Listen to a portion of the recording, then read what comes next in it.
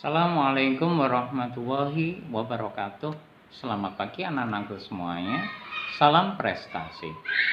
Hari ini Jumat 5 November 2021. Kalian bertemu kembali dengan Pak Aris dalam kegiatan belajar daring kelas 4 Muhammad Yamin yang akan mengulas materi pada modul spekta kalian yang kalian miliki. Untuk hari ini kita akan membahas materi IPA pada tema 4 subtema 2, tepatnya pada halaman 23. Dan dengan mengucapkan Bismillahirrahmanirrahim, kegiatan belajar hari ini kita mulai. Soal nomor 1. Teknologi yang dalam pembuatan dan penerapannya menggunakan bahan baku yang ramah lingkungan sehingga dapat mengurangi dan mencegah terjadinya kerusakan lingkungan hidup merupakan pengertian dari teknologi ramah lingkungan. Nomor 2. Berikut ini yang bukan termasuk prinsip-prinsip teknologi yang menjaga kelestarian lingkungan. Di antara 4 pilihan di situ yang bukan menjaga kelestarian adalah menggunakan bahan yang tidak dapat didaur ulang. Bahan yang tidak dapat didaur ulang cenderung mencemari lingkungan di sekitar kita. Nomor 3. Salah satu dampak negatif penggunaan teknologi yaitu terjadinya kerusakan alam. Nomor 4. Berikut ini yang bukan upaya menjaga keseimbangan antara kemajuan teknologi dengan lingkungan hidup, yaitu menebang pohon secara liar menggunakan teknologi canggih. Anak-anak menebang pohon, terutama yang di hutan, harus menggunakan sistem tebang pilih. Hanya pohon-pohon yang cukup usia atau yang usianya sudah lanjut dan berukuran besar saja yang bisa kita tebang untuk dimanfaatkan dalam industri kayu. Nomor 6. Contoh alat penangkap ikan yang ramah lingkungan, berarti tidak merusak lingkungan. Yang paling tepat adalah jaring insang yang biasanya dipakai oleh para nelayan kita. Nomor 7. Dampak penggunaan bahan peledak. Bahan peledak untuk mencari ikan biasa dikenal dengan istilah bom ikan atau bondet. Akibatnya adalah yang yaitu akan merusak terumbu karang. Tahukah kalian apa fungsi terumbu karang bagi ikan? Terumbu karang bagi ikan adalah merupakan tempat atau sarang bagi ikan untuk bertelur. Nah, bila tempat atau sarangnya saja dirusak, tentunya akan berakibat pada punahnya atau tidak lestarinya ikan di perairan tersebut. Nomor 8. Upaya yang dapat dilakukan dalam pemulihan lingkungan laut. Sekali lagi, pemulihan lingkungan laut akibat penggunaan bahan peledak saat menangkap ikan adalah yaitu memulihkan terumbu karang yang telah rusak. Paris pernah membaca suatu artikel bahwa di Teluk Jakarta yang terletak di Jakarta Utara pernah dibuatkan terumbu karang buatan yang berasal dari sisa-sisa becak yang sudah tidak beroperasi lagi di wilayah Jakarta.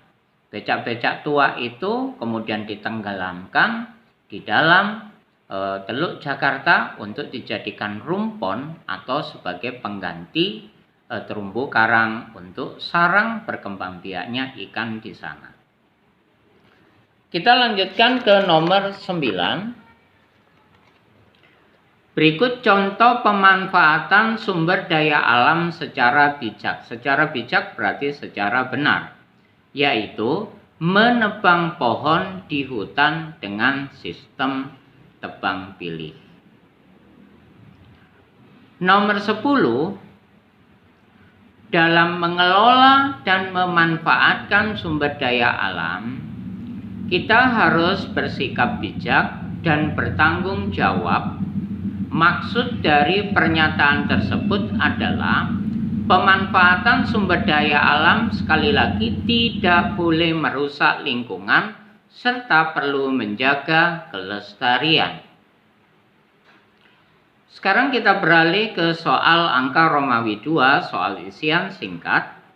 Nomor 1, nelayan yang menggunakan jaring untuk menangkap ikan disebut dengan nelayan tradisional. 2, alat transportasi yang digunakan oleh nelayan modern biasanya berupa kapal bermotor.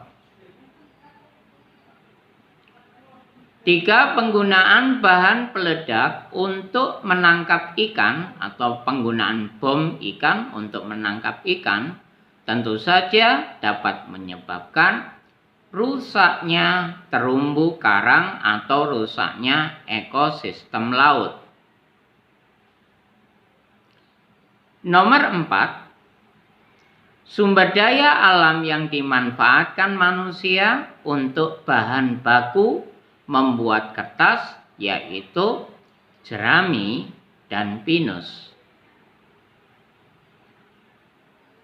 5, mutiara, ikan tuna, dan cumi-cumi merupakan beberapa sumber daya alam yang terdapat di laut.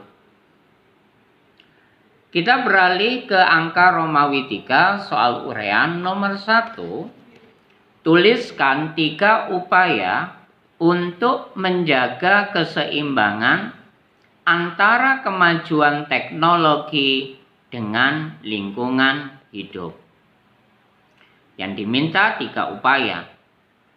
3 upaya itu antara lain, yang pertama, menggunakan teknologi yang ramah lingkungan. 2, mengolah lebih dahulu limbah industri yang akan dibuang. Kalau misalnya limbah itu nantinya akan dialirkan ke sungai, maka kadar racun dari limbah cair dari sisa industri itu harus dinolkan lebih dahulu sehingga tidak mencemari sungai. Yang ketiga, melakukan perbaikan lingkungan yang rusak.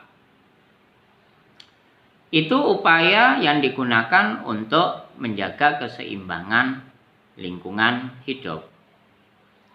Kita ke soal nomor 2, sebutkan 3 dampak negatif perkembangan teknologi pada lingkungan. 3 dampak negatif, dampak buruk berarti. Ada 3 nak. Yang pertama, terjadi pencemaran atau polusi. Yang kedua, kerusakan hutan. Dan yang ketiga, berkurangnya sumber daya alam. Soal nomor 3, perhatikan gambar berikut. Di sana tersaji 2 gambar A dan B. A adalah gambar orang membajak sawah menggunakan kerbau, sedangkan yang B gambar orang membajak sawah menggunakan traktor. Pertanyaan yang A, peralatan apa yang digunakan pada gambar A? Jawabannya yaitu bajak kerbau. Sedangkan yang B, peralatan apa yang digunakan? Yaitu traktor. Apa perbedaan kedua alat pada gambar A dan B tersebut? Kalau yang A menggunakan tenaga hewan, Sedangkan kalau yang B menggunakan tenaga mesin. Jelaskan dampak positif penggunaan peralatan pada gambar B. Dampak positifnya adalah membajak sawah lebih cepat selesai dan tidak melelahkan. Kita menuju ke soal 4 dan 5 yang bersumber pada gambar tersebut. Di sana tampak seorang nelayan menangkap ikan menggunakan bondet atau bom ikan.